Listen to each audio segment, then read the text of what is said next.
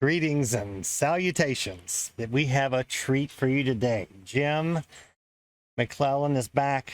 We're going to have to make this a 3 or 4 part series. We spent 5 hours out here today. I think I got a sunburn.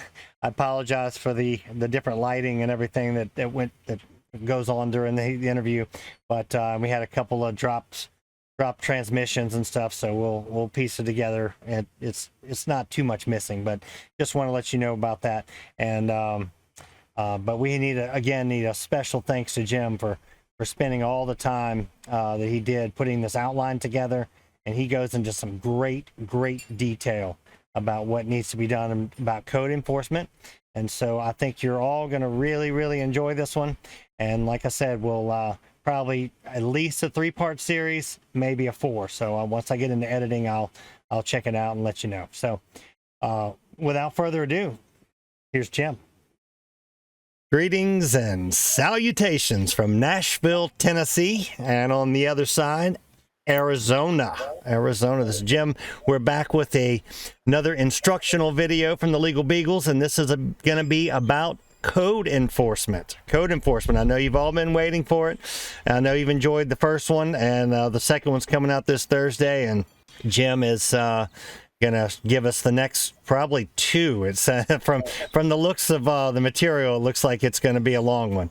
Want to give everybody a real quick update. I was notified a couple days ago that the sheriff out in Colorado has finally caught up with our boy Zach, and he is sitting in jail with the $650,000 bond, grand theft auto felony charges, and threatening and influencing public officials. So that the plan he had was not a beneficial one, I don't think. So you can make the judgment call for yourself. We'll see. We'll continue to bring you whatever updates happen, but just deciding to tell everybody we're not going to study the law and we're just going to do what we want is not how this system works. So anyway, with that being said, Jim, what have you got for us, and welcome? Well, thanks. So we have a very in-depth study into the code enforcement. I've spent the last 2 years engaged with the city pertaining to that subject. I know it inside and out, much to the chagrin of the city attorneys.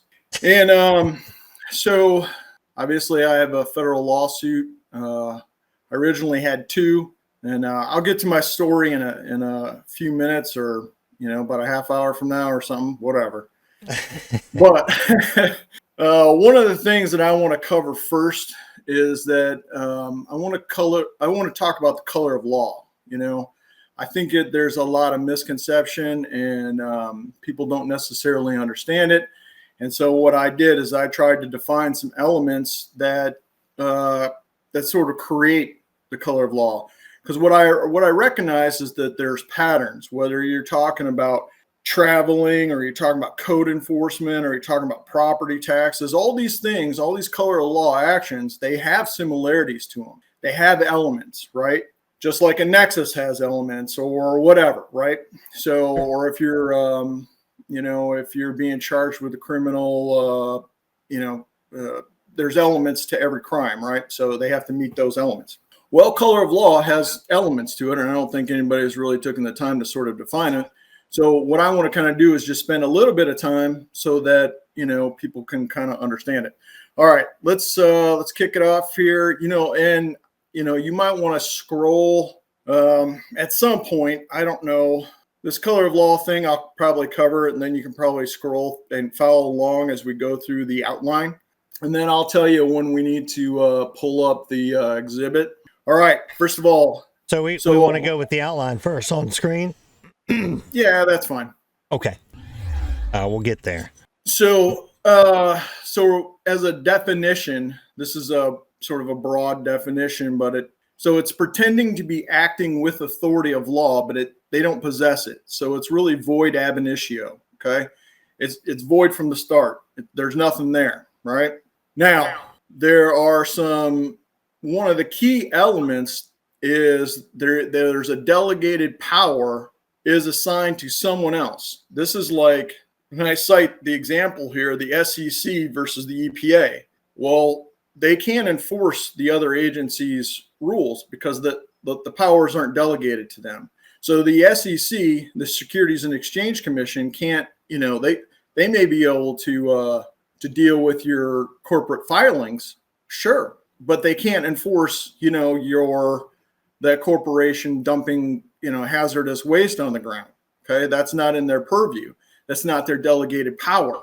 So Right. anytime that you have a government body not that's overstepped their power, then that's one of those key signs. And we have a great example, and this is the subject that everyone likes to hear about. One of the best perfect examples is the property tax. Okay, so in a property tax, you have districts that are created, taxing districts. Now in the state of Arizona, that's under Title 48, right? How do they create a taxing district? Well, one adult person files and says, hey, we should have a taxing district for this. And then it goes to the local authority, whether it's the county, so you're talking about your board of supervisors, or if it's a city or town, you're talking about the town or city council. Okay. So essentially what you end up having is, of course, that goes through an administrative process. And then you have a handful of people that have just decided that they get to tax your property. Oh, okay. And they get to tax it as much as they want, I guess. Now, did the state of Arizona delegate powers, taxing authority to these districts? I don't know, maybe. But one thing I do know is that they directly delegated the power of tax, income tax and property tax, to the Department of Revenue. Now that is unequivocal. So then why is it these taxing districts and the city, the school board, and then the county is charging me tax for this thing or that thing? Well, where did they get their power? Oh, wait, that's because they don't have it. So the moment you start to realize that, so, we're just throwing hand grenades and dropping bombs. You know what I mean? So Let's see what sticks. Let me tell you something, and I have it. And when we get to when we do a property tax episode, that's going to take a lot. It took about 70 to 80 hours to put together this presentation. That one's probably going to be double that. You know what I mean? Because it's the complexity to it. But one of the things is, right at the beginning of COVID, what they tried to do is that they tried to get rid of the Department of Revenue. So in Article 1 of Title 42, which is the property tax title, the state of Arizona repealed the delegation power, and then they were forced to put it back. Now, I believe that the governor has a council or committee that reviews all of the stuff that's passed by the legislature, and I think that they told them, "Are you out of your mind? You will instantaneously destroy all taxing power in the state by repealing one article, you morons." So it got rejected, and I have all the documents to show that. Well, maybe that's what they were trying to do, Jim. Well, yeah, because they're trying to create color of law, right? You know what I mean? What they don't want is people to come along and say, well, Title 42 delegates the power to the Department of Revenue, but why is the county charging me the tax? The county doesn't have any powers of taxation. Zero. Huh, that's so weird. But yet they collect all the taxes. That's right. That's why this is color of law, bro. That's why it's color of law. So until you wrap your little head around delegated powers and statutory construction, you're just wasting your time. Okay. We covered that before in the last recording, but that's key. Absolute key. All right. The next thing here is enforcement against incorrect class of person. So once again, it's the taxes and code enforcement and stuff like that. So just like when I said, hey, I did this exhaustive study and went through every state statute and pulled out the definition of individual. Okay, well, it only works if that's an artificial entity. If you were applying that to me in my home, well, all of a sudden, all the statutes in the state stop working. It blows up the harmonious law doctrine, right? So now we know how to attack the whole system as long as we have the legislator on our side. I got to tell you, man, when you really look at how they wrote things, it's good. It's brilliant. It really is. But there is a group of lawyers every year that gets together. And so when a guy like me comes along and sues, or you or whoever, they look at that lawsuit and they go, oh, we got weak links here. And I just watched a thing with Robert Barnes, and he said the same thing. I guess it makes sense if he says it, but whatever. So that's why a lot of the language is so ambiguous. You get into certain sections and it's just, especially things pertaining to taxes and taxpayer and all that kind of stuff, right? Well, lies are complicated, truth is simple. Yeah, right. So, all right. So we kind of get that. So what we're talking about generally here a lot of times is that they're enforcing that against an improper class. All right. And that's going to be a big portion of today. And so I articulated that in my lawsuit, because, whether I'm a man or human or citizen or whatever, but I know one thing, I'm not a regulated person. So, okay. All right. A lot of times there's an insufficiency of service or an insufficiency of process. And I will give you a perfect example of that. Is that when you get that traffic ticket, your civil traffic ticket, and then you ask for a hearing, what do? They send it to you in the mail, and guess what? It comes with a summons, right? Now, most of the time, that summons, was it with the complaint? No, it wasn't. Okay. What complaint? They just hand you a ticket on the side of the road. That's right. And so, did they effectively establish personal jurisdiction? No, fuck no, they didn't. So, and then on top of it, a lot of times, that summons, it's not signed by a judge. Doesn't have a court seal or doesn't have a date. So that there are procedural errors in there. Or maybe you have a court clerk who, okay, well, that sort of depends, but it's definitely not attached with a summons and complaint. And what do we know about our civil procedures, right? Okay. So that's one of those tricks, and when a lot of people, they get into this legal stuff through these usual mechanisms of code enforcement or tickets or something like that. This is the simple stuff. This is the stuff where they get. So do you recommend a motion to dismiss first, or challenge to jurisdiction first, and on a speeding ticket or something like that? That's probably not this episode. Okay, yeah, go ahead. So I was just we brought it up. I just was going to ask the question. Oh, I would challenge it. Yeah. Okay. I mean, but I'm comfortable filing a bunch of shit. You know what I mean? Like, I know how to challenge it. The guy who got a ticket 2 weeks ago and is trying to fight it now, and he's going to walk in there and be like, blah blah blah. Hey, you got to understand, those are inferior courts. They're administrative courts. Those are courts of limited jurisdiction. Those courts don't play by the rules. They have no rules. And in the state of Arizona, what it says repeatedly is that they may follow the rules of civil procedure pertaining to traffic only. Everything else doesn't have to pertain to anything. And then they get to choose if they want to use the rules of civil procedure pertaining to traffic. So, there's no constitutional rights inside those limited courts, those municipal courts. Okay. So anytime you get dragged into one of those, you're pretty much effed. They're just going to run you over. And then it's also not a court of record. Go read the state of Arizona Constitution pertaining to the judiciary, and you'll find it's not a court of record. That's why there's no transcript. And that's also why if you have an appeal, you have to appeal to the superior court. But guess what? There's no record unless you, of course, paid for a court reporter to come in there, which, if you can barely afford the ticket, how are you going to pay for the court reporter? Right. All right, moving along. Well, I just covered a lot of this right here, this jurisdictional enforcement. So, but pertaining for code enforcement, the jurisdiction for code enforcement is always going to be that shitty little municipal court, right? And once again, they're not playing by the same rules that you think that they're playing by. And one time I went into one of these courts and I asked for the bond for the judge. This is years ago, and it caused a shitstorm. I had every level of supervisor And I showed them the state statute that says if I request a bond for a judge, you got to provide it. And then, I mean, it got to the point to where there was a magistrate standing there trying to figure out what I was doing, you know? So, and then of course, because it, you know, on these little inferior courts, these people are appointed. That's what people don't get. You're not elected. They're not even lawyers. Most of them aren't even lawyers. Okay.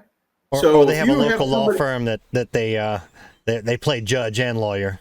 Yeah, well, you know, there's some of them that I'm telling you, because I've had them.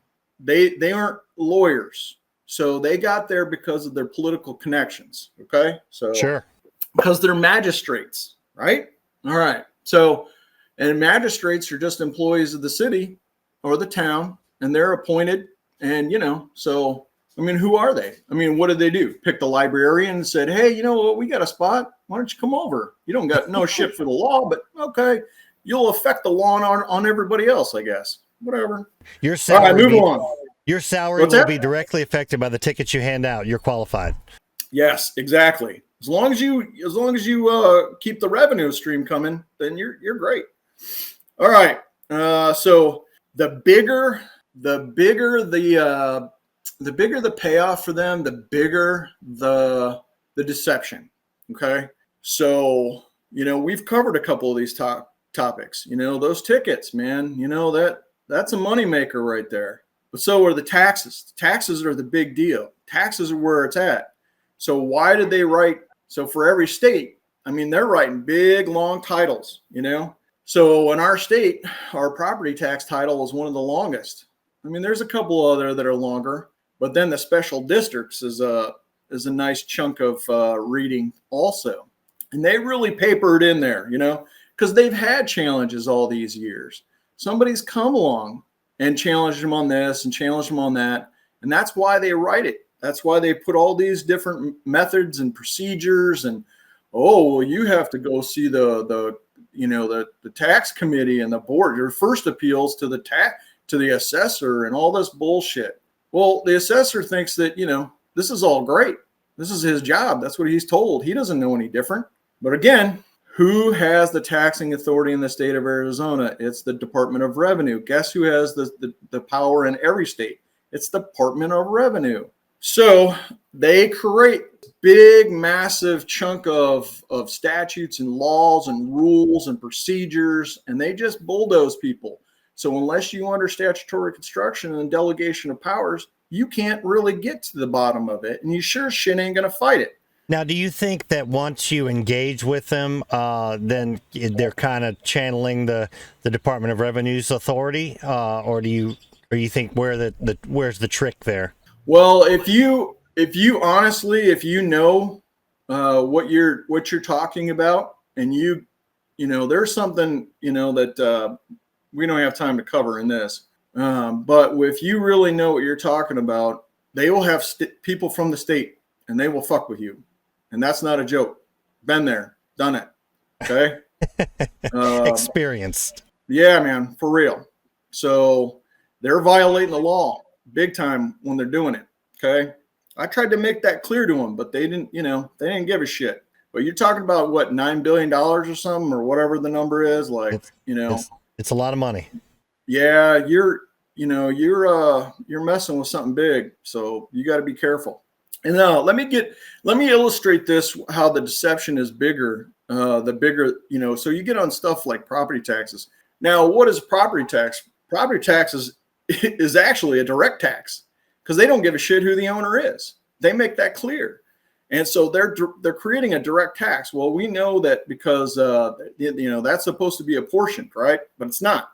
Well, what are they also doing at the same time? They're creating uniformity, right? That's why you've got all these, they're taxing everybody at the same percentage rate, whether it's 1% or 2% of the value.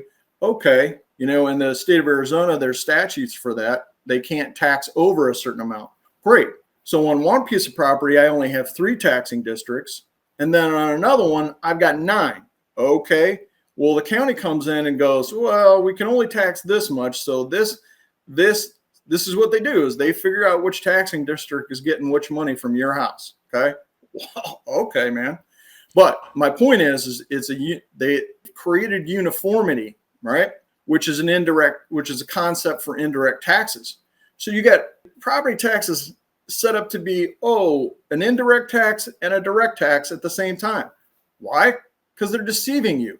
That's what it's all about, is to deceive you and rob you and take what's yours. So, and of course, we talked about that a little bit last time. But anyway, this is not about property tax. I don't want to get too bogged down in it. My whole point is that they just create a very deceptive framework in the statutes to bulldoze you and bulldoze everybody. The lawyers, I've had conversations with lawyers and they don't know any of this stuff. Okay. They're not taught any of it. They don't have a fucking clue. Well, if they taught them how to fight it, some of them might. So. Oh yeah, right. But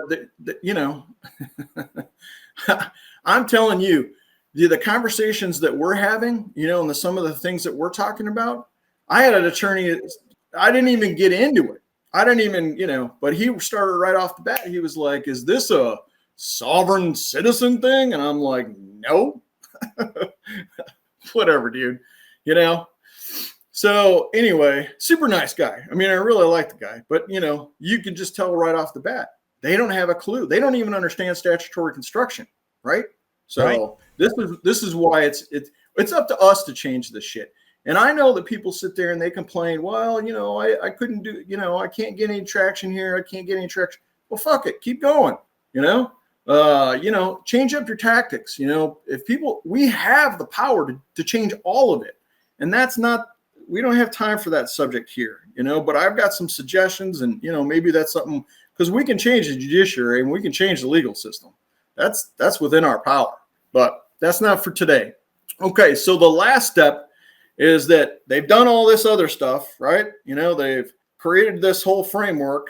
And then what do? They're, first of all, the people that you're interacting with, whether it's the code enforcer, the local cop, the clerk down at the local government office, they don't have a clue about any of this stuff. They're just doing they're doing a job and they're kept, in the dark. This is how we've always done it. Yeah, absolutely. And they're all taught to be hostile. And I don't know if you can see this book, Arizona. Let me try to get it. Arizona Criminal Traffic Law Manual. This thing is about this thick. Okay. So this is a good read. Okay. It looks like light reading. For me? Yeah. So I got this a couple years back, and it was very educational. And so what they do, in there, they'll have they have these constructs to basically respond to you, just like the Department of Revenue has them too. So if you go on the Department of Revenue site, they'll show case law, or they'll show like, if it'll be like like a question and answer page. And then I'll say, well, why am I, being subject to this? And then, they have some lawyer draw up some reason why your constitutional rights don't matter. And so anyway, they do the same thing in that book, and then this is a reference, for cops. Anyway, not to get too off track. And what they do is that they will run from you. They will literally hide from you. They will try to not communicate with you. You'll send them an email. They just won't respond, all that kind of stuff. They'll play little games. If hostility doesn't work, well, then we'll try hiding from you. And then, but they're just trying to force compliance and consent. And so what is the key thing about these inferior courts? They're forcing consent. They're getting you to consent because they don't have it. Okay. That's key. That's the whole scheme, right? If you can prove it and you can fight it, well, then you're golden.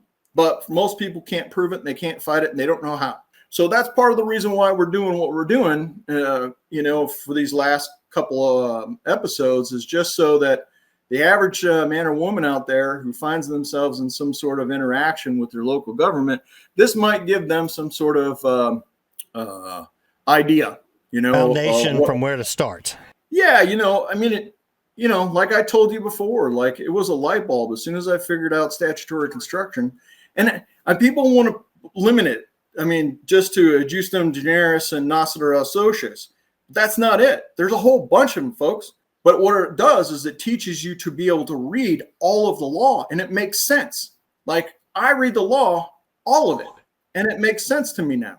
Okay, well, I can read it in any state. I could read any states and figure their laws out. Once you have that power, then it demystifies all this shit, that patriot mythology or whatever it is. It's all demystified, Yeah, the understanding the statutory rules of construction. I think there's 80 or 90 some odd.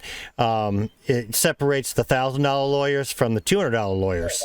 Yeah, absolutely, and it separates us, from the David Straits, and it separates us from all these people who've come along all these years and been a bunch of clowns just trying to like tell people shit, right? I don't need to listen to anybody. I'm almost never on Telegram. I don't need to listen to anybody else's podcasts. I just read the state's constitution and the state statutes and whatever agency that I'm dealing with. Okay. And I don't even really fuck around with case law too much because I'm dealing with color of law stuff. Well, why would I be so concerned about case law when I can accurately define the scheme and artifice that they've set up? All right, let's move along a little bit. There's something I want to get to here, and so that no one can accuse me of, they just arrested Dr. Robert Young in California for practicing without a medical license. Super awesome human, super amazing individual, but that's one of those political arrests. And obviously, I don't want to get Ben shoofed. So, hey, man. Sorry, Kurt. Yeah, no. You know what I think is going to end up happening? Barnes, he's got connections to the administration. And how much you want to bet the Department of Justice and the FBI end up in Washington and Seattle, and they just fucking clean house? I will bet it. It couldn't happen to a better city and state. Absolutely. I've been up there and I really like that area, but you couldn't get in the last 4 years. I'm never going back. I mean, it's done. Well, you missing out on those tax dollars or the revenue, they're just, I don't know, man. Yeah. When I was driving into Seattle to see Kurt, you could just feel the heaviness of it just set in on you. And it was intense. It really was. You been to Portland? I've been to Portland too. Yeah. So that whole area is, very similar. All right. So I got a little legal disclaimer, and because I don't want to get Ben shoofed. So the purpose of this interview is for educational entertainment purposes only. I am not practicing law nor giving legal advice. Nothing I say or have written should be construed as practicing law or giving legal advice. I'm telling you a story of my own experience and what I have learned from thousands and thousands of hours of legal and law research. Thank you. Perfect. All right. Thanks for allowing me to do that, sir. I think it was essential. Yeah, well, at this point. So let's get into my story. Okay, so about 2 years ago, so it's a Sunday morning. There is a notice. Somebody had put this letter. So if you can go to the exhibits, page 1. 1 second. There we go. Turn this. So this notice was left. It had been opened by my neighbor, so it had been delivered in the mail to my neighbor. My neighbor placed this on the vehicle windshield on a Sunday morning. Which neighbor it is, I don't know. I couldn't tell you, but thankfully they did. And the reinspection day was on Tuesday morning. So right off the bat, I was like, what is this? Now, I have this little troll of a neighbor who has does this anonymously. All these cities allow these anonymous complaints. What they do is they, just like in, Germany or, the Soviet Union, they encouraged citizens to turn on each other and turn each other in. Now, can my neighbor, could she tell me that I have a flat tire? Could she go to the Superior Court and force me to do something about the flat tire on my truck in my driveway? No, fuck no. She doesn't have standing, right? I mean, that's pretty straightforward. So what does she do? Yeah, she doesn't like me. So she's turned everybody in this neighborhood in practically, I mean, some of these people have had to pay like $20,000 to make certain amenities, to satisfy the city in their code compliance. So anyway, sounds like a peach of a woman. Oh, I had this buddy, and we used to go to work at like 4, 5, 6 o'clock in the morning. Well, he'd come over to my house and he would park his truck, and sometimes a truck and a trailer. Well, she didn't like that, and then we would go to work. And so before 6 a.m., you can't park like commercial vehicles out there. Apparently, I don't, whatever. I just thought it was his truck and his trailer. So anyway, I literally, this went on for maybe like 2 years or something like that, and I caught her like 3 times. Her and her son would go out there. They would get his license plate. Now it's 5 o'clock in the morning, and I'm standing at the end of my driveway. I'm not hiding myself, but it's dark. And then they're out there with their cell phone turning him into the city. And then the city would come out, and then, a lot of times it would be a cop that comes along. And so this went on for a couple of years. Well, then she started to turn me in a couple of times for my truck in my driveway. Well, this is 1979 Ford, bro. This is like, it is what you just imagined it to be. It is, old, and there's a lot of, janky parts. Okay. So that tire was flat. So she turns me in again. This is the 3rd time on it, but this is the time that I've decided I've had enough. So I get this notice, and then I emailed the code compliance inspector on Monday morning, and I'm like, hey, first of all, this isn't proper notice. Like, I've got a day here, you're going to be basically giving me 24 hours to address an issue. I said, that's not proper notice. And then, so anyway, then I started asking him a bunch of questions. Well, turns out what he did is he came up my driveway to inspect the truck. Well, the license plate was in the front dash, but you can't read it. You couldn't read it. It was like the way it was angled. Now, we had just gone through COVID.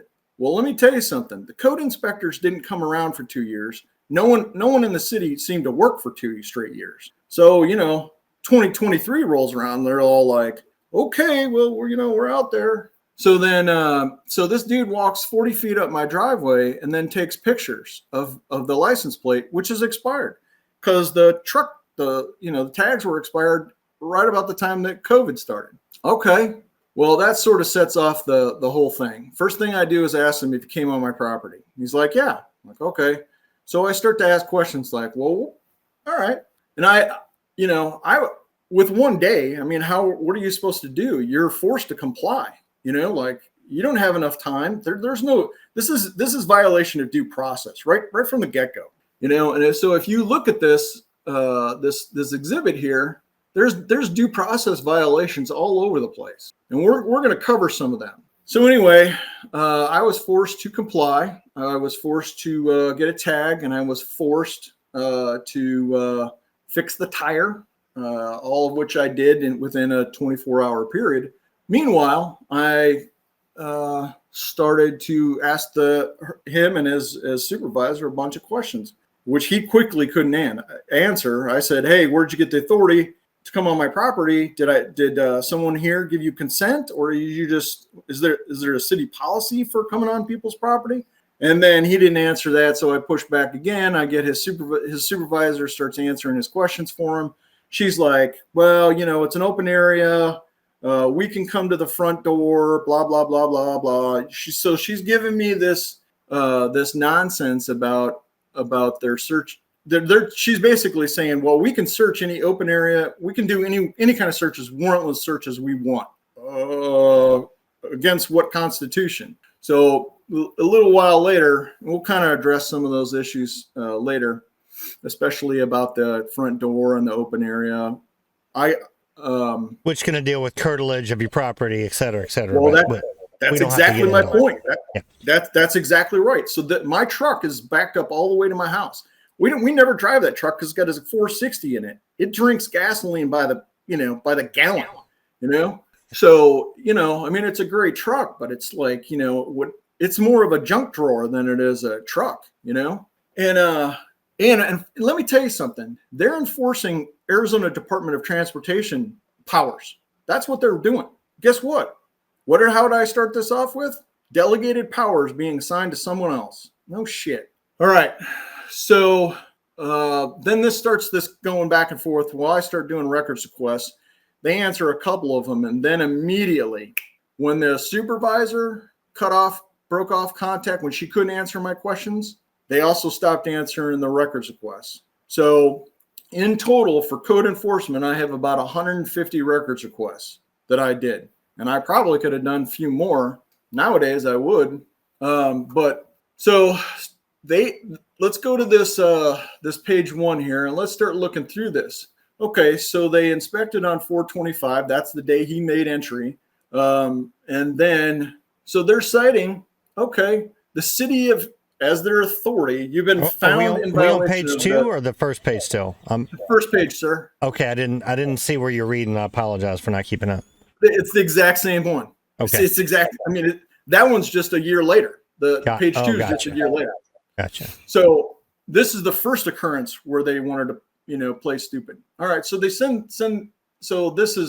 saying it's either the ZDC, which is the Zoning Development Code, which is which is authorized, which is empowered by the Planning Commission, right?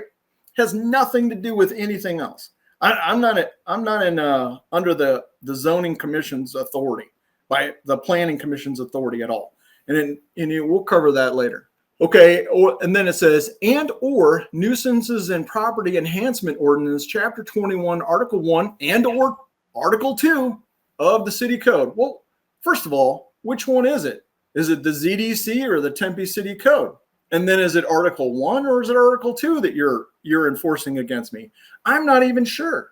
And then it goes on, then it threatens me with civil citation or criminal charges. Well, son of a bitch. Criminal charges. Huh. I better hop to and do exactly what they say. That sounds serious. It is. So, they cite chapter 21, 3.B3. Okay. So, we can look that up in the city code and find out what it is.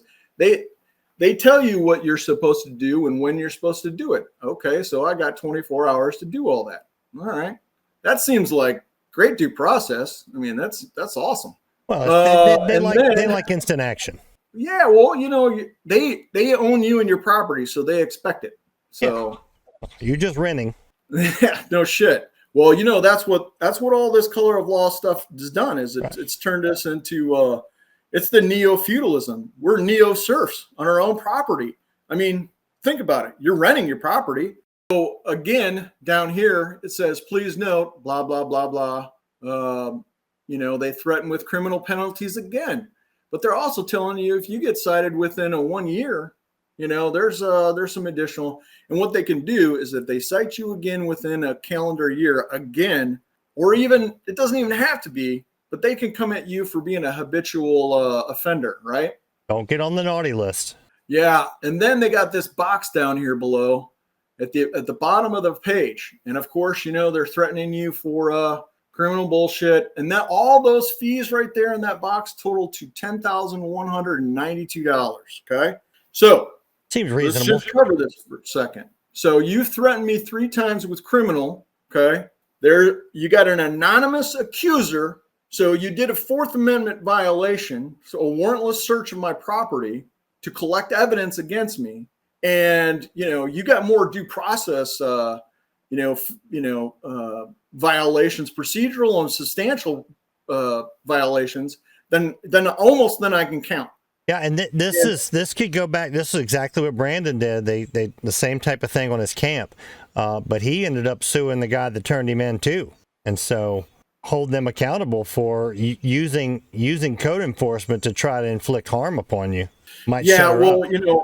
I have 2 excerpts that we'll get to later on that I took from my complaint, and then you'll see it, and then you'll kind of understand. I mean, I'm just kind of getting through the backstory. I That's got you. exactly right. That's exactly right. And when I had to do my damages for the consolidated complaint, what I did is that I countered up every time that you violated my First Amendment, my Fourth Amendment, my Fifth Amendment, my Sixth Amendment, my Eighth Amendment, my 14th Amendment. Every time. So every time, it's like if you went and killed 20 people, they would cite you 20 times for murder. Oh, okay. Well, what's good for the goose is good for the gander. So every time you violated my due process, here's a count. I think I stopped counting at 50 whatever, right? Due process violations. And that's just for that, So little alone everything else. So once again, where's the injured party? Where's the complaint? Do you have a complaint, an affidavit in writing? So in civil procedure and criminal procedure, you have to have a complaint. There's got to be something in writing. Oh, but not for this kind of stuff, right? Because we're dealing with inferior judicial jurisdiction. Well, this is writing right here, Jim. What's that? This is writing right here. They put the complaint in a nice little form they put on your dashboard. Yeah, right. Well, and so what they're doing is that they threaten me. Okay, so if I took no action, they would have took this to the Tempe Municipal Court. And I could have stood there and said, well, I've got my constitutionally secured rights and I own property. And they'd be like, not in this court, you don't. So I had to comply because otherwise I would have been in a kangaroo court that can't even hear your constitutional argument. Okay. So this form, there's a lot on it, and everybody, I went through, I pulled up the other couple times that they had cited me in the couple years prior to this, prior to COVID. And it's basically the same exact shit. And, when you're threatening criminal charges, there's the rule of lenity. You know what I mean? There's a strict construction here somewhere. It's got to be, you can't just threaten me with criminal charges and not be able to articulate what I did criminally. And here's to top it off. Where are the criminal statutes? They're in Title 13 in Arizona. Well, guess what? Guess what they never cited? They never cited on this form. They never cited in email. They never cited in records requests. They never cited anything from Title 13. So what criminal behavior have I been accused of and conducted? So now you're threatening me criminally for something that is not criminal. Well, son of a bitch. Guess why you got a big, huge lawsuit? So, all right. So the way the first lawsuit went, it took me a year. Okay. So I filed. Okay. So if you go to the top of this first page, you'll see the inspection date is 4/25/23. Guess when I filed my federal lawsuit, my 1983 lawsuit? 4/24/24. So I was 364 days. And most of that is because it took me probably 6 months to figure out how to write a federal lawsuit. And that's exactly why we did our last episodes, because it shouldn't take an average man or woman 6 months to figure out how to write a lawsuit. Okay. But it did, because and I kept track of all my hours and all that kind of stuff. And, so right away, I was telling you about some of the email exchanges. And, I just asked her, well, do you have any authority other than the Tempe? She cites me Tempe City Code. She gives me this Tempe City Code. I said, do you have any other law or authority that you're operating under that I should know about that gives you, sort of magical powers over my property? That's all you need to know, boy. And I didn't say magical powers, but you kind of get my point. And so, basically she said, well, the case is closed. So, well, have a good day. And I'm like, nah, I don't think so. How about you tell me who manages the department? And she gives me this guy's name and number, but she didn't give me his email. I had to do a public records request to get this guy's email address. And I emailed him twice and no response, nothing. He didn't want anything to do with me because I was asking questions. And I just want everyone to know that all three of those clowns, the inspector, who's probably a super nice guy, he's probably a young guy, Andrew Gongora, and his supervisor, Julie Schofield, and the manager, Drew Yoakum, and then even the department director, he ends up getting, they're all got named. The city manager gets named in the lawsuit. And I've had people contact me because they have other problems. They're having problems with the city. And let's say it's Julie Schofield that's giving them a hard time. Well, they Google Julie Schofield and guess what? Oh, a federal lawsuit comes up. And then they contact me and be like, hey, what's up with this? And I'm like, hey, I can go on about it all day long. I tell them, I give them some, I sort of tell them what they need to look at. But see, now all of a sudden, because I've done this, other people have the ability to kind of look at it and go, oh, piece it together, So now they have a leg up to be able to fight against this crap. Okay. So what ends up happening is they stopped answering my records requests at the exact same time that Julie Schofield stopped communicating with me. When she's like, hey, I can't answer your questions. Bye-bye. And so I do a bunch of records requests. Well, so I did these records requests. A lot of them didn't get answered until I asked two things. I sent a records request in and I asked, is Andrew Gongora a law enforcement officer pursuant to Title 38-1101? And did he have and then there was an accompanying one that was, did Andrew Gongora have a search warrant when he inspected my property on 4/25/23? Now, they ignored him for a few weeks, and then all of a sudden that triggered. You should have seen it, man. It was a flood. This one, I think what it did is those two the clerks are like, I'm not touching this. Here you go. They sent it over to the city attorneys. And so this was in the fall of 23. Then all of a sudden, boom, all of my records requests are being answered in a flood. They're dumping records request answers in my, left and right. And they're scrambling.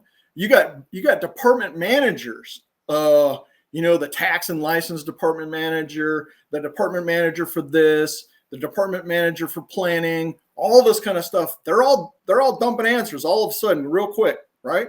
Because I asked two simple questions. That's unbelievable. Well, I guess I asked the right two questions. So then we kind of go, by this point, when they start answering this, and what they've done is they violated my rights, right? So what I've been doing is that I'm doing official written requests. I'm trying to resolve an issue that I have with my government, right? And preserve the record. So I'm trying to, through the records requests and emails, and obviously email isn't working because you shut me off there. So the only avenue I got is these records requests, and I'm trying to get resolution here to figure out how you're affecting my property, me and my property, and you're holding me accountable. How is that possible? So what I started doing is studying the law. Okay, so I went through every possible conceivable, even if it was ridiculous, mechanism for them to affect control over me and my property. I mean, at some point, I even had to ask them, pursuant to the statute, is my property public property pursuant to statute, or is there a public interest? Is there a right of way? Okay, because if that was the case, then they could do X, Y, and Z. Okay. Well, clearly it's not public property. There was no public interest, and it's not a right of way. I mean, obviously, you and I know that. Everyone knows it. They know it. But you just got to be brutally, Barney Rubble stupid, and ask the questions and make them answer. That's the key to all of this, is making them answer. Put them on the hook. It's almost like a pre-deposition. The more things you get them to say on the record, the less you got to worry about the lawyer coming up and muddying the water with some BS or whatever. Absolutely. And the most effective way to deal with all of these problems we're having with all our local government people that are acting against us is in these early stages right away. And so I have some suggestions that I would do if it was me and I was in this situation all over again. We'll get to that. That's further on down the line. But right now, we're just still covering this story. So anyway, so it gets around to I'm filing complaints with the sheriff's department, criminal complaints. That thing was like 16 pages, I think, criminal complaints against them. I filed complaints. So I ended up filing, I don't remember, like 8 criminal complaints with 4 different agencies, right? Something like that. So anyway, at some point, I talked to the police department here in Tempe, and they hand me over to the internal affairs, and I have a great conversation with the guy. The guy's awesome, but you know what? He's not going to risk his pension for my property. So, now I have a record. We have documents that indicate my attempt to file a criminal complaint got obstructed, and it goes straight to the city attorney. So the city attorney obstructed this criminal investigation. So what I ended up having to do is that some time had to pass, and then I got a hold of a detective that handles this kind of stuff. You know what I mean? I can't remember what it's called. Special crimes. And another super nice guy. And both of these guys understood what I was saying, that they were taking criminal action. Now, I actually filed that criminal complaint, and guess what happened to that? That one got shit canned too. So, and of course, what did I do? I made sure that I filed bar complaints for obstruction of criminal investigation, which is a crime, by the way. So there was two bar complaints for that. There was a bar complaint. This is all against the city attorney. There was a bar complaint for public corruption. Now, the city attorney, they have to be at the city meetings with the city council. They're well aware of everything that goes on, and they have to sign. They're the ones who let all this behavior go on. So remember, in a 1983 suit, one of the aspects, or one of the key things that you can do, is failure to prevent. Right? Failure to prevent injury. Well, I'm not a lawyer. He's a lawyer. He's been working for 25 years or whatever. This should be well understood by him and his office of 40 or 50 attorneys or whatever. So anyway, I get to the point to where I sent the city a notice of preservation of records, and I sent the city notice of pending litigation. So guess what happened? So unbelievable. They sent a code enforcement out to cite me again. I was like, they're not very smart, are they? No, man. So here's where we get to the second notice. And so if you can go down to page 2. Yep, we're here. So again, and I did a records request, and this originated from my little troll neighbor again. And it doesn't identify her because it's anonymous as usual. And so she was complaining about it was basically leaves on the sidewalk or something. So they because of all my records requests that pertain to, I was trying to establish if they had a nexus with my property. So I asked a lot of questions pertaining to whether or not it had a nexus. Now, when I asked if it had a nexus, I had to do that records request 3 times. I had to force them to answer. And finally, when they were giving me this, when the city attorneys and all this kind of stuff, they were just giving me all these answers to the records requests. They, of course, had to admit, no, we don't have a nexus with your property. But early on, I was asking them, well, do I have a business license? Is there associated with it? Is there some sort of, I went through every possible conceivable way to understand if they had a nexus. And I asked questions. Well, a lot of that is being licensed or regulated and operating in some sort of capacity. So they must have mistook it. They obviously thought, oh, okay, well, this guy must be renting his house. Well, I've had this house since 2007. Never rented it once. All my neighbors know me. They all know I've never rented this house. So I ended up doing some records requests, and it's sure as shit, that didn't come from my neighbor. It came from the city of Tempe. So someone inside the city of Tempe decided to hit me with, so if you look at page, 2 of this, so you'll see it, and it's CC 21-25, and it says residential rental property not registered or updated with Maricopa County Assessor's Office. And it says I have to take the following action, corrective action, register property with Maricopa County Assessor's Office as a residential property by May 22nd of 2024. Now, what were they trying to do here? Okay, they were trying to establish a nexus. They thought, well, maybe this guy's rented out his house, and because they know if I rented my house, they have a nexus, and there ain't shit I can do about it. But here's the thing: is I've never rented it, and now you're trying to get me to commit a felony, because when you sign up for the Maricopa County Assessor's Office as a residential rental, you have to swear an affidavit stating all of these things are true. Well, that would have made me a felon. I would have lied. Well, I ain't doing that. In addition to that, this was the city attorney's way. If I would have signed that, then they would have had a nexus on me and my property. Okay, they could have done anything they wanted, but without it, they didn't have shit. Okay. So right off the bat, when I got this notice, I started asking them questions. I'm real nice about it. This girl, Missy Heineman, she was the code inspector who cited it. And, I started asking her a lot of the same questions that I had asked the first guy. And then, her boss was, her supervisor is David Rich. I got him involved and all that kind of stuff. And they refused. I mean, I asked pages and pages of questions, and they refused to answer any of them. But I waited. I slow played this one. So I waited, and then I started asking questions about this rental thing and who told them to go do it. Well, of course, the city attorney had to direct somebody to do it. That girl, Missy Heineman, she didn't come up with this on her own. She didn't assign herself to come out to my property. And let me tell you something. I was in my driveway the day that she came through. And you know how you get those gut feelings? I got a gut feeling, and I'm looking at a truck driving right up the street. Well, I live on a corner, and I'm like, that's code enforcement, and she's driving right to me. And she didn't see me right away.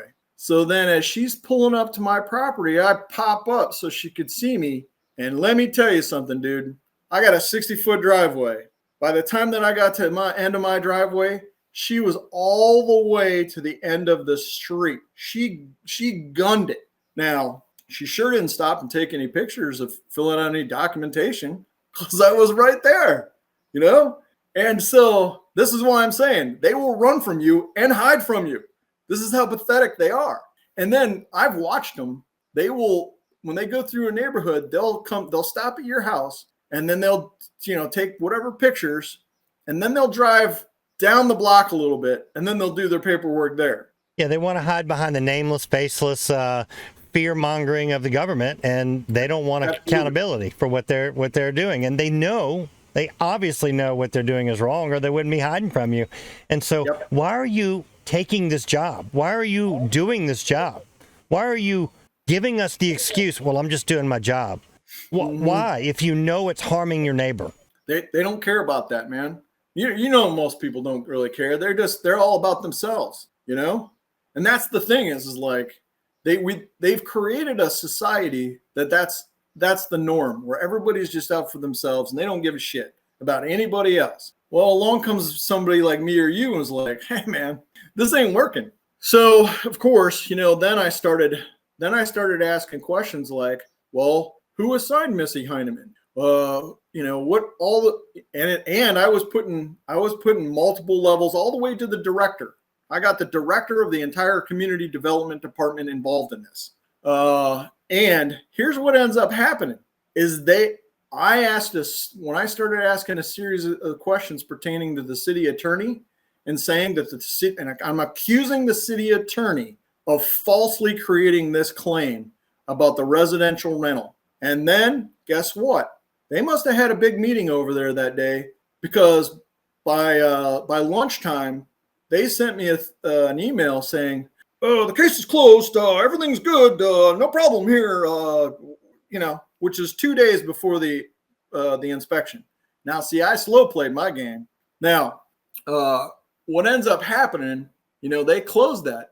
But once again, you made me go out there and clean the sidewalk. So I don't know. You didn't.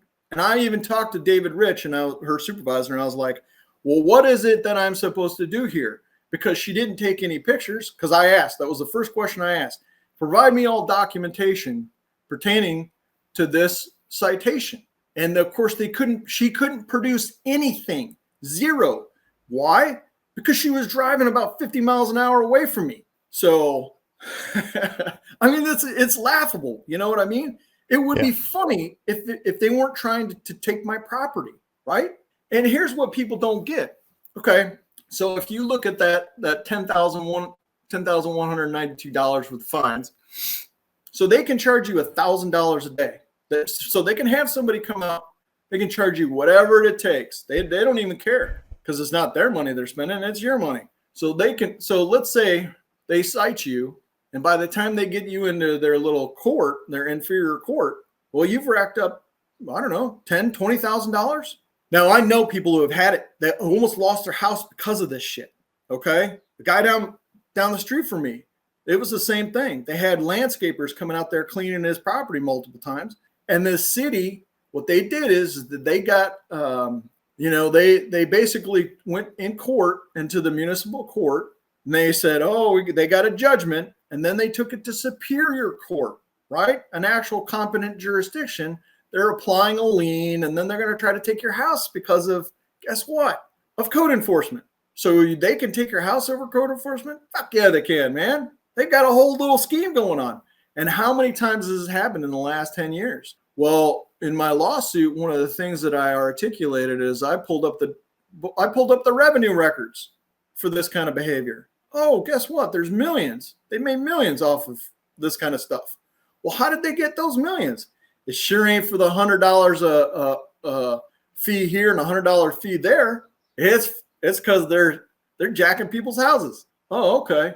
So this stuff escalates pretty quickly, and a lot of times, what ends up happening in our community is that you decide that you're gonna fight them. Oh, great, good for you. And what ends up happening is that you end up arrested, or you lose your house or your car or whatever it is. And then you're trying to file federal lawsuits to try to get your shit back. Well, yeah, they just keep upping the stakes because it doesn't matter to them. Right. Yeah, man. I mean, if they lose, they're not spending their money to pay you. Yeah, man.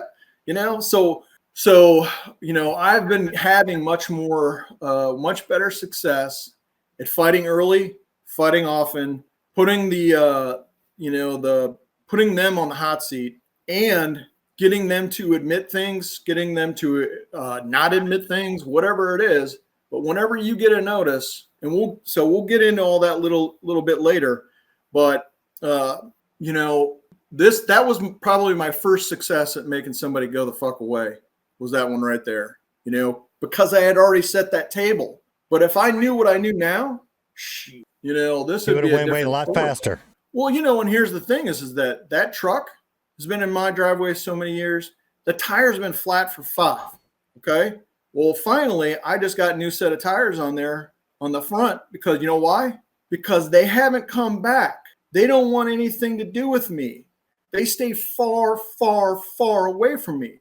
I've given them every opportunity to cite me in the last year. That thing was dead flat as you could possibly be, and it was blatantly obvious. First of all, my neighbor can't stand it, so that just makes her crazy. And then on top of it, they won't come near me. So what have I done? Did I win a federal lawsuit yet? Not yet. We'll see how that turns out. But guess what? They don't want to come down my street. They don't want anything to do with me. That alone is worth it. I never wanted them to. I just want to be left alone. I'm just some dipshit middle-aged guy just wants to be left alone. Don't fucking come to my house and start a fight. Just leave me alone. Well, I guess I'm starting to get that. I'm starting to get to where they leave me alone. About a year ago. Yeah, they know how to deal with violence, but they don't know how to deal with somebody that's intellectually smarter than they are. Yep. And I always treat them nice as I can possibly be. You know what? Because I'm not I don't want to be violent to those people. They're just people. You know what I mean?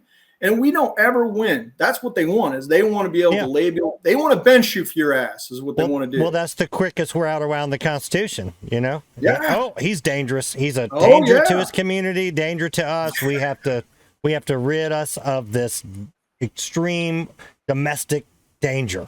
Yeah. Oh, I'm dangerous. I sit here and I garden every day, and I got a bunch of animals, and I garden. I got fruit trees. It's springtime. I got all these blooming fruit trees, and it's beautiful. Just leave me the fuck alone, will you?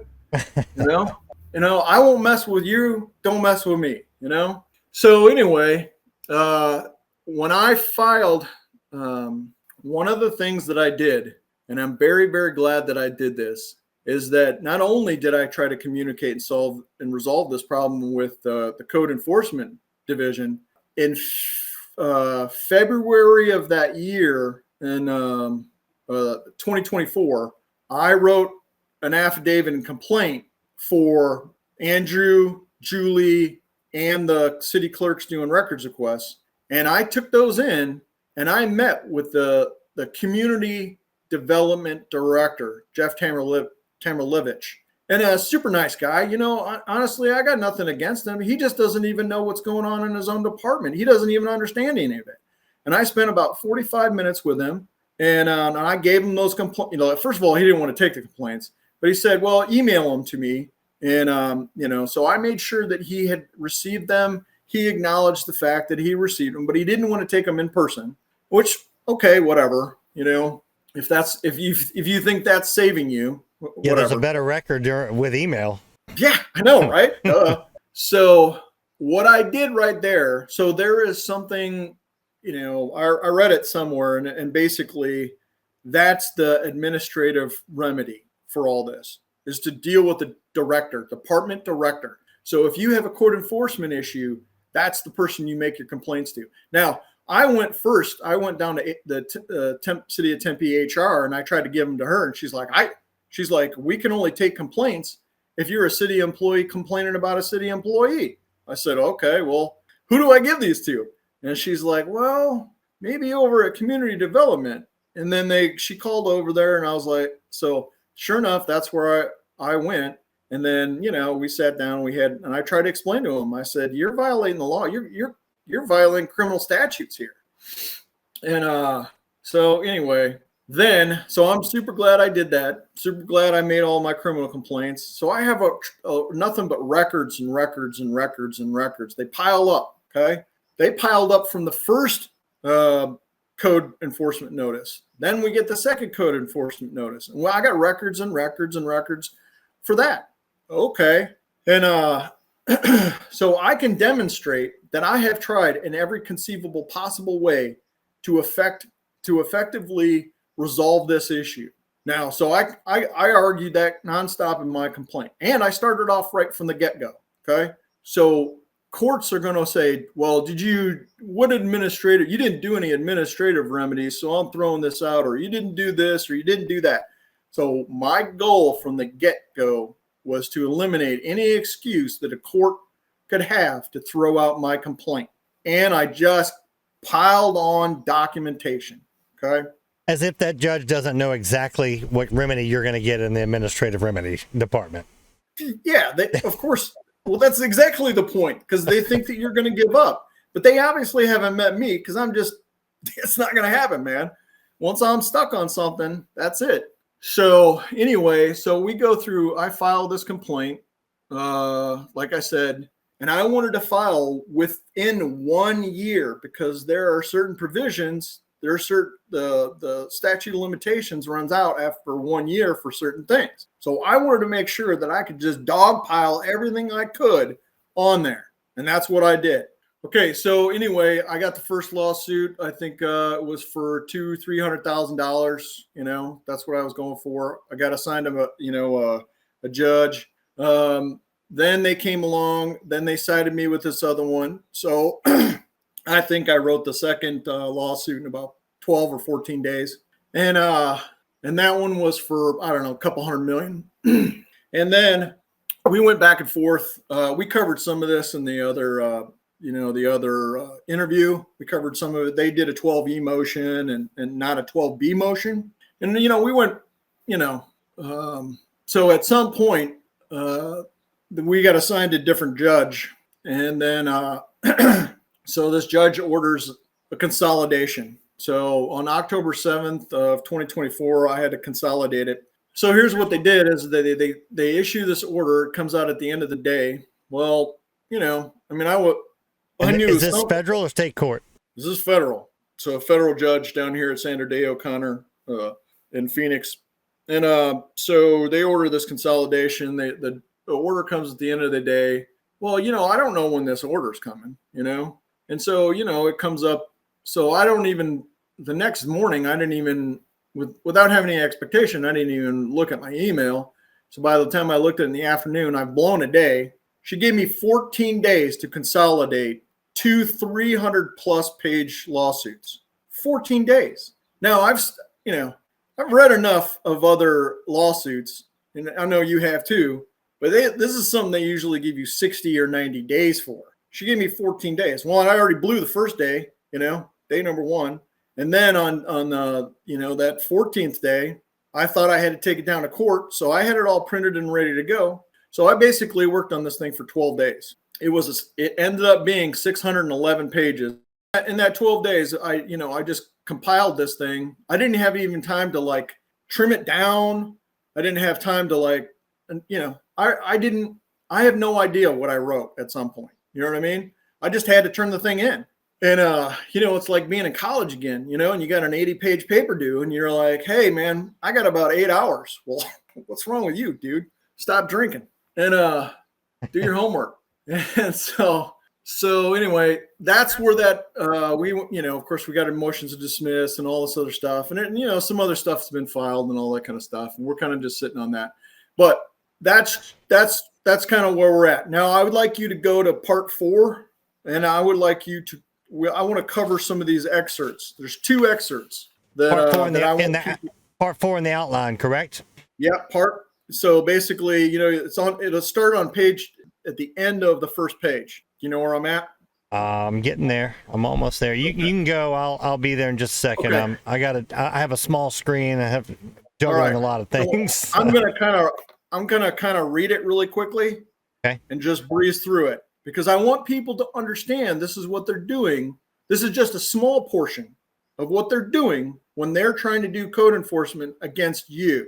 Okay, so the city of Tempe and the CD staff, which is the code community development staff, are employing a simulated legal process statute through threats made in fictitious obligations and material misrepresentations to deprive and exercise control over property of another person in color of law scheme to commit theft. Theft in Arizona, and here's literally from the statute, is a person commits theft if, without lawful authority, the person knowingly, number 1, controls the property of another with the intent to deprive the other person of such property, or number 3, obtains services or property of another by means of any material misrepresentation with the intent to deprive the other person of such property. Okay. So all those things, the simulated legal process, the fictitious obligations, deprivation, misrepresentation, all those are criminal statutes, and I cite them. This is literally one paragraph of the 240 pages, because this is what they're doing. They're violating the takings clause. They're essentially affecting control over your property, and they're doing it by threats. Now, this is a fictitious obligation that they're mailing through the mail, which is mail fraud. And then there's a whole bunch of other statutes. I'm telling you, this is like one tiny little thing out of 200 things that they're violating. Now, I have another excerpt, which is I think one of the next paragraphs in there. But this is also, so the conspirators of the code enforcement notice attempted to commit theft by extortion to deprive the plaintiff of his rights and property. Title 13, 1804, Part A states, which is a criminal statute, theft by extortion.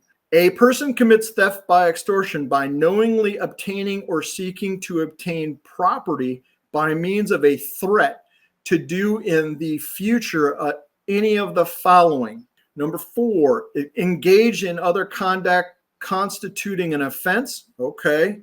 And then number 5 is accuse anyone of a crime or being criminal charges against anyone. Number 7, take or withhold action as a public servant or cause a public servant to take or withhold action. Number 8, cause anyone to part with property. All right. So the reason I cited this is because when they came along, they used public servants. They were threatening me with criminal charges. They violated the takings clause. They used threats to do it. So, I mean, I don't, like, if I was a prosecutor, this would be I'd be happy to go to court on this one. I'd be like, sure, no problem. Slam dunk. Yeah, especially when that guy who owns the property has got a stack of documents and public records to indicate they didn't have any ownership, they didn't have any interest, they had no nexus, they had nothing. Zero, zip, zilch. And everything they were doing was false, fictitious misrepresentations, fraudulent as shit. And so, ta-da. So, like I said, they violated so many different criminal and civil, actions. It's not even, it's to the point of absurdity, and of course, the courts and the police, anybody who works for the government always covering the back of somebody else who works for the government. I don't know how we get past that. I have some suggestions, but you can't wait for Donald Trump and Doge come along. They ain't going to clean out your county. They ain't going to clean out your city. They're not going to do that. We got to do it. And we have the power to do it. We literally have the power to do it. But, you got to stop sitting around on your dick and fucking get up and do something. It can't be just soccer moms, fighting the city. You know what I mean? Maybe it requires. And you can't depend on electing a governor like what they're doing that's going to implement Doge. That's not going to happen. You have to do something. And I'm leading. I'm at the front of the charge. I'm not telling everybody else they got to go do something. Hey, man, I got. At this point, it's about 13,000 hours in the legal research. You know what that is? That's getting 2 law degrees. That's like going to law school twice, bro. Okay. So I'm not bullshitting.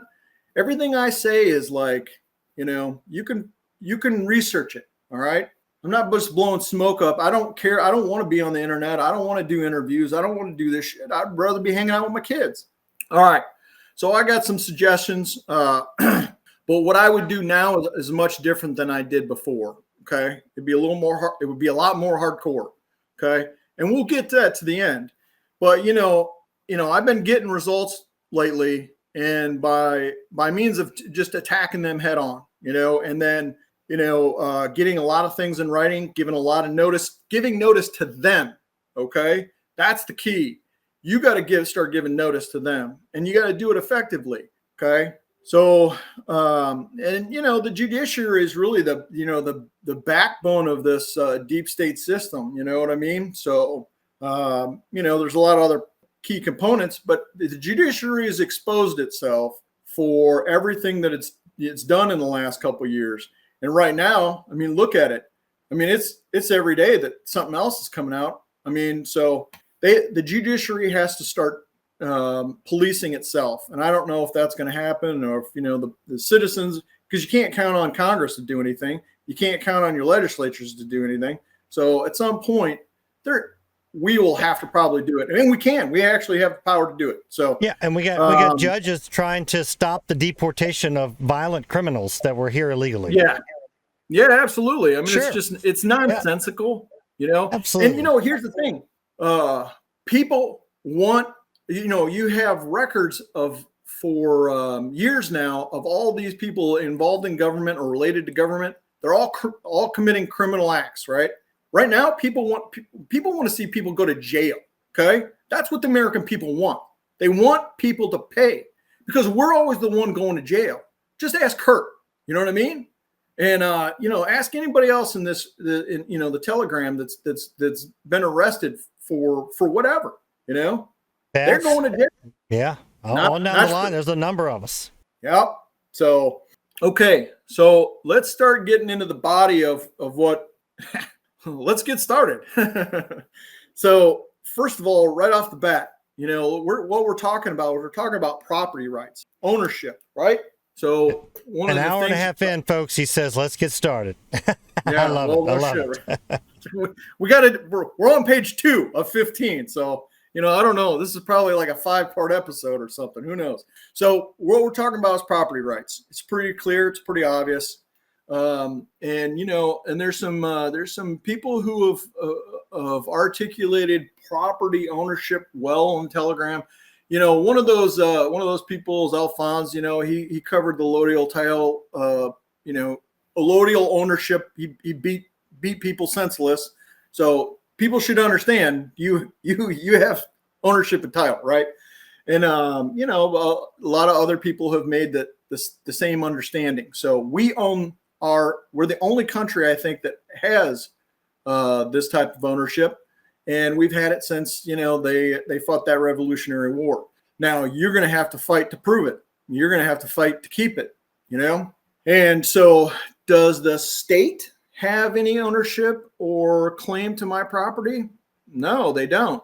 And I've asked them. I've asked all kinds of different. I've asked agencies. I even asked the legislature.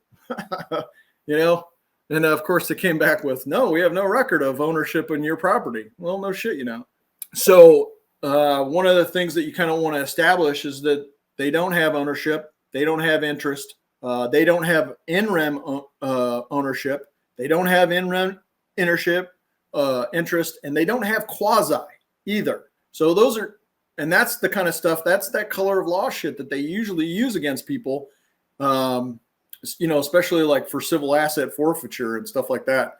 They don't even have to charge you with a crime. They just take your property, your car, your house, whatever, your money, and there's all kinds of abuses that have taken place over the last 20, 30 years for that, right? So clearly they don't have ownership. We own our property. So the only thing is that if we're using that property in some sort of capacity that gives them a nexus, a causal link, right?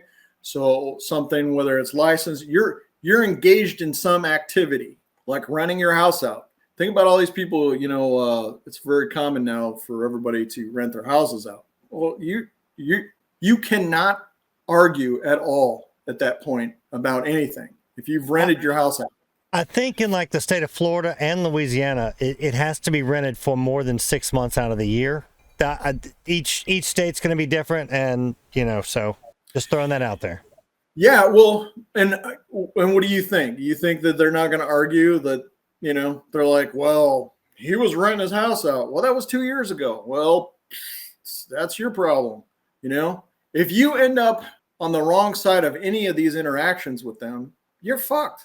And you're fighting tooth and nail, to get any kind of justice. And so that's just not reasonable. That's just not. So that's part of what we're doing is we're just trying to, that's the whole point of putting all this effort into these interviews is that so that people can kind of fight back and get an understanding, right? I'm just passing on the information because if I got hit by a bus tomorrow and I didn't do this interview, well, then where would all that knowledge go? It'd be splattered all over that street. So that's not helping anybody, right? And that's why I threw out that thing about property taxes and being delegated to the Department of Revenue, because some point I'll tell that story, but I'd rather get some of these pieces out there so that I don't get hit by a bus. All right, so we've established that we own our property, and you could fill a book with all the case law supporting that. I think they actually have books that have been filled with just that alone.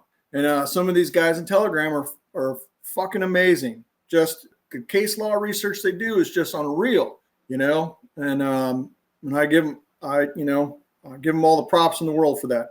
All right, so let's get down to something important. Let's talk about Arizona policing powers. Okay, so this is where the rubber meets the road. So if they're enforcing criminal statutes, now we talked about this, they threatened me 3 times. Okay, well, which criminal statute are you threatening me with? Because that's under Title 13, the criminal. Well, they didn't cite me for any of that. They just threatened me for it. All right. So those are enforced by law enforcement officers. Okay, those guys are certified by the state. So even your local guy, what is he doing? He's enforcing state policing power. That's that local cop. He got training. He went through the academy. He's got a certification. He's defined in Arizona Title 38, 1101. Okay. It was Andrew Gongora and Missy Heineman. Are they law enforcement officers? No, they're not. So they can't enforce criminal behavior. But a local cop can. That's his job. But he's paid by the local city, but he's enforcing state enforcement policing powers. Now, what's the other one? Okay, if it's not criminal, then it's civil. Great. So here's where we are. So a lot of these agencies, they're civil enforcement, like your Department of Health or your Department of Transportation or your Department of environmental quality. All that is civil enforcement. Now, somewhere at some point, they may have some sort of criminal enforcement, but these are civil enforcement agencies. Well, what is your code enforcement? Guess what? They're civil also. So for them to affect policing powers, civil enforcement policing powers, you have to be operating under a privilege, a license. There has to be some sort of regulated activity. You have to be a regulated person operating with regulated activity. And there has to be some sort of nexus, such as commerce or something like that, right? So if you're selling insurance, guess what? You're civilly enforced by the Department of Financial Institutions and insurance in the state of Arizona. Okay. And the banks are also enforced civilly also in that same department. Great. What do they have to do with my local? Nothing. So these agencies, they don't have shit to tell me about my house. Okay. And this goes back to that. The code enforcement is enforcing their civil enforcement powers on classes of persons not prescribed to them. And because I'm not acting under privilege, license, or we had a little technical difficulty. I think we were at the Article 12, the county powers. So Section 4 and Section 8 are the delegated, or the powers that are delegated to the counties. So Section 4, Section 8, neither one of them grant any powers over me or my property. Let's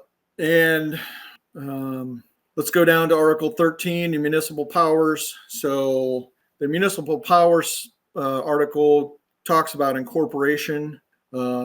It's not by special law, but it must be by Arizona law. And so all these cities incorporated around the late 60s, early 70s, all cities and towns. And they did that so that they could get money, funding. They could issue bonds. So they couldn't issue bonds. They couldn't get Wall Street bonds until they were incorporated. That's why they all have Dun & Bradstreet corporations numbers. And then so in this Article 13, the Arizona Constitution granted the city no powers against me or my property. So the legislature couldn't have delegated any powers against me or my property.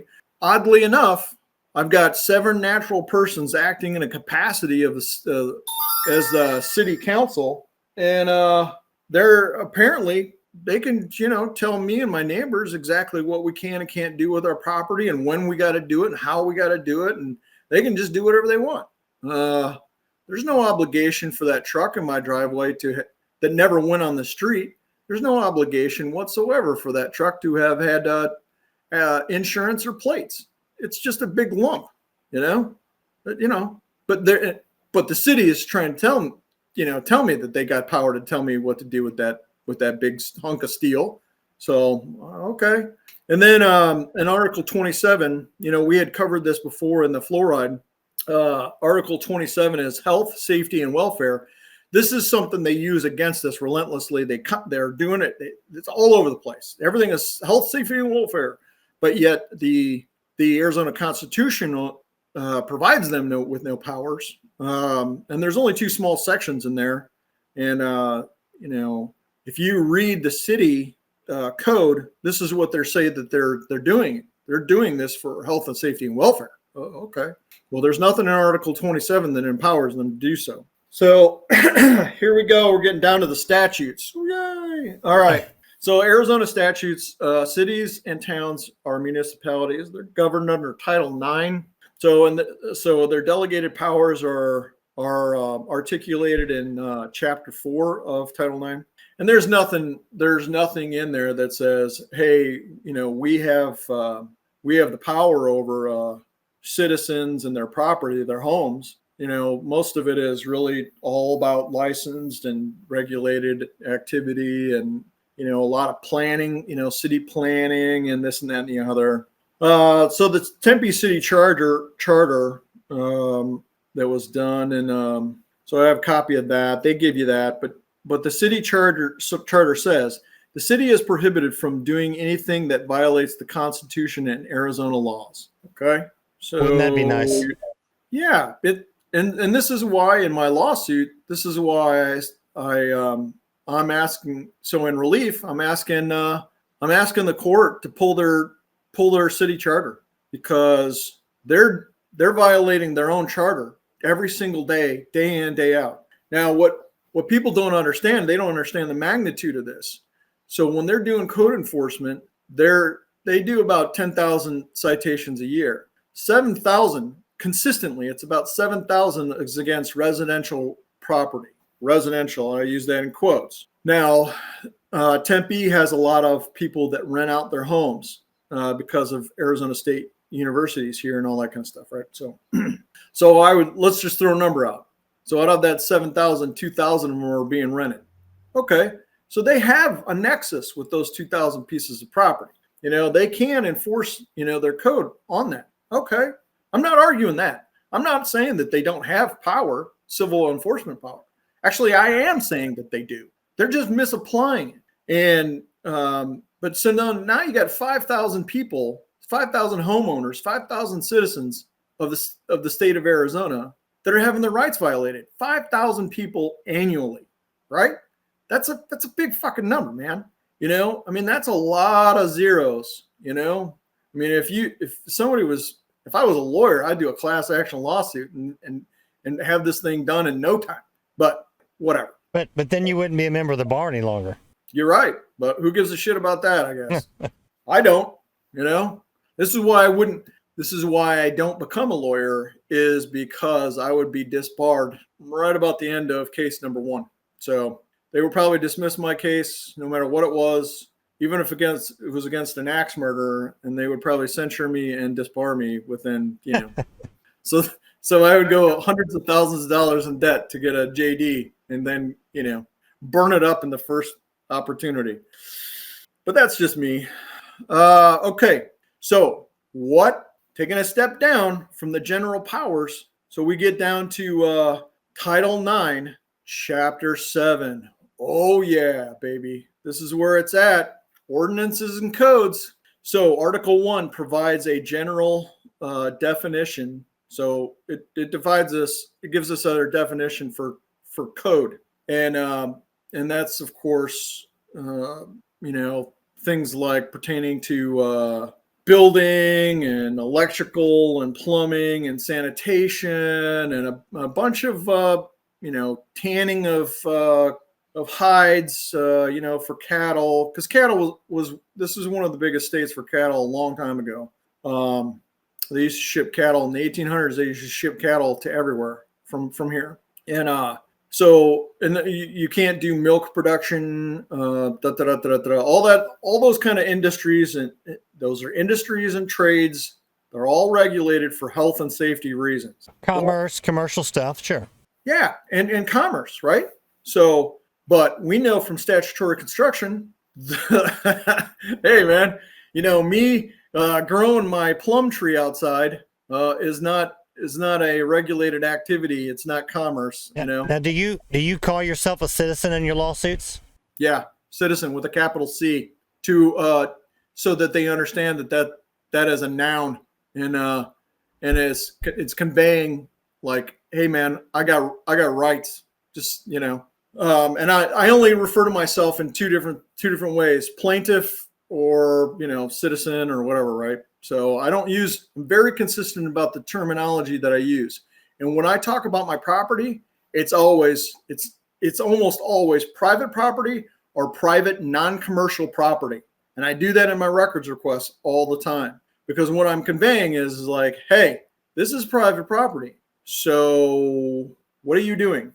Okay, so we know where to find code, and now we know what statutory construction is. We know what's involved there. And then Article 4, this is it, man, right here. Article 4, it's your municipal regulations. These are the delegated powers for these inspections, for these civil inspections. This is it.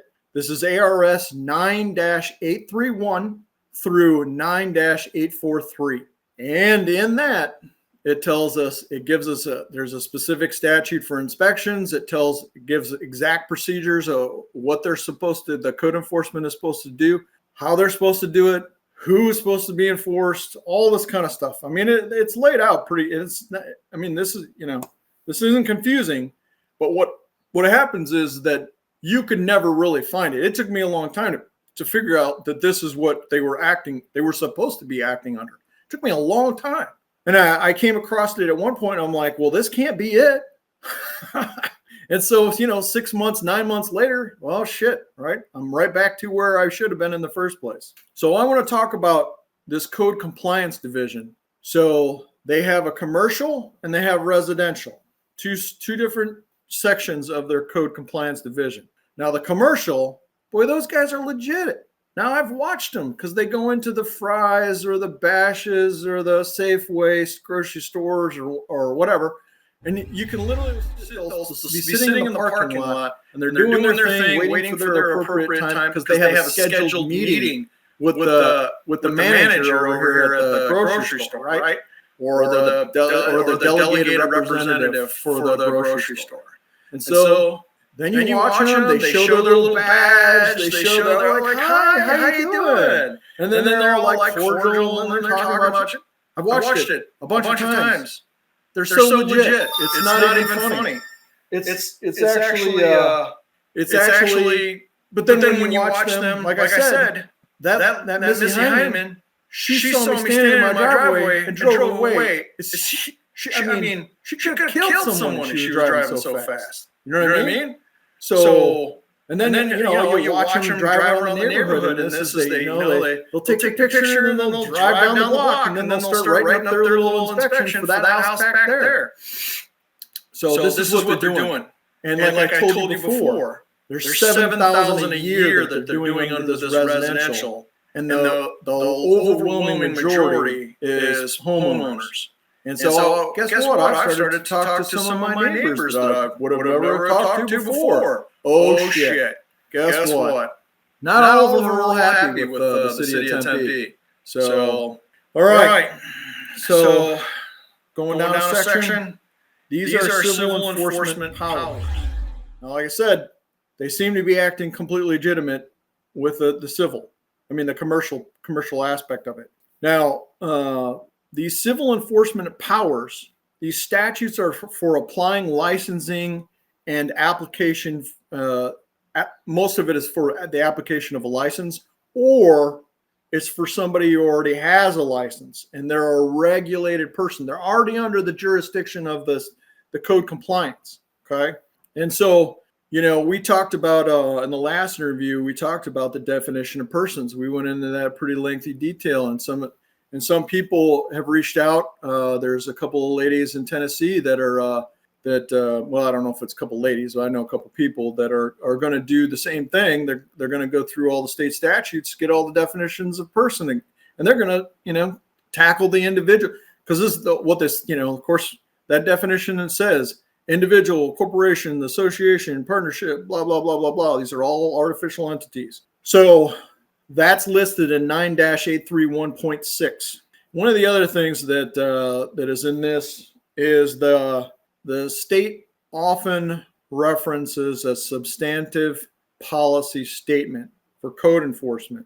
And so I think maybe at some point further on down the line, it was probably one of my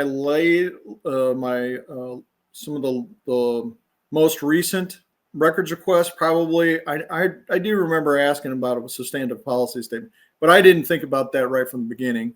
I didn't know, and it was buried in some sort of statutes that I never really got to. So, but those are for regulated persons, and that substantive policy statements under 9-831.8, and I think the substantive policy. So if you don't know what that is, that's like their a policy statement it could be on who they affect their civil enforcement. It could be how they do it. It could be anything, but it's them saying, because a lot of times you'll get people who write the IRS or the state, and they're like, well, what's your policy on this? What's your view on this? Well, they're not held to it by law. That's just, this is kind of how we're operating, right? So it's not but you are allowed by law for them to provide it. And in the Tempe City Code, I think that when you go online, I think you can find it online. And I don't think there are any policy statements. I think they actually try to avoid putting them out there. Okay, so the municipal codes were defined in 9-801.1. We covered that. And so we started this discussion off with the general powers, Title 9, Chapter 4. And here, that whole part right there from 9-805 to 9-810.1 all involves building codes, fire, pools, like public pools, community pools, the utilities, the wildland, fire, the fire apparatus. So you've got a handful of sections under Chapter 4, and when you take them all and put them all together in paramateria, you can see that this is all about health and safety, but it's all relating to regulated activity and regulated stuff. It doesn't have anything to do with your house. So, and this is one of the reasons why when I first originally went to Title IX and I looked at the general powers, I'm like, it doesn't have anything to do with me. This is why I glanced over it, even though I read everything. I couldn't get it to sink in my head how the civil enforcement powers, but it's because at the time when I was doing it, I didn't really understand statutory construction like I do now. So at some point I got a light bulb, I turned it on, and then ta-da, and then that's where I found, that Chapter 7. And this is where all the meat and potatoes is. This is where they're going to get their ass handed to them because of it. Okay, so as we illustrated before in our exhibit, page 1 and page 2, they both say the same thing. They say that they're citing me under the Tempe City Code or the Zoning Development Code. Well, once again, you're going to have to be more specific. But what they've done is that they've given themselves, complete ambiguity and, whatever. All right, so Tempe. So when I got on here, and when it says CC, that's City Code. Chapter 21, Nuisances and Property Enhancement. This is where most people are getting cited. You could be in Tampa, Florida, and I guarantee you that Tampa has a city code that says something similar to nuisances and property enhancement. Or anywhere you go, they're going to have the same, very, very similar city code. And for me, they're using Article 1 through Article 3. And so I read that stuff inside and out, up and down, left and right. Now, as we discussed before, Tempe City Code is not general state laws. So the only power, and when I asked Julie Schofield, the only power that she said that the only authority that they were operating under was Tempe City Code, and she cited these articles under, this is like Article 1. Okay, Chapter 21, Article 3, Section 21-44. It specifically states the jurisdiction. The jurisdiction is the Municipal Court of the Tempe of Arizona, the City of Tempe of Arizona, and that is an inferior, limited jurisdiction administrative court, and it doesn't have to follow any recognizable or published rules. It doesn't have any. And they say that so when you go in and you read that, the state laws pertaining to these inferior courts, they don't have to follow the rules of civil procedure. Well, that's a big problem for most people right there. And so your advantage here is that you caught it early enough and asked the right questions, and we're able to remain outside of this inferior court. Absolutely. That's exactly what I'm telling you. And so they don't have to follow the rules of civil procedure, and they don't have to follow the rules of criminal procedure. They can do whatever the fuck they want. And so one advantage, and you locked in on it, Gary, right there. I kept my ass out of that court because I knew where that dog led, and because they're not going to follow the rules. You can go, well, I'm special appearance and my name is Joe Bob and I'm a man on the land and da da da da da. Congratulations, dipshit! You just won yourself the lottery of year. Here you go, judge's order. Here you go, man on the land. Yeah. Well, we're going to lay the hammer down on you because we can, and we haven't followed the rules up until this point. Why would we follow them in court? And we don't have to. And Understand. So they flat out say that they're informal hearings. What does that mean? That means there's no procedure here. This is an informal hearing. Hey, we're just sitting around hashing this out. Oh, okay. You're an idiot if you think that, And they get you to oh, tell me your story. Tell me what happened, Mr. Jones. Okay, well, I was here, da, da, da, da, da, and you were screwed and you didn't even know why or how, But you sat there and quoted them some sort of patriot mythology, and then they just laughed at you.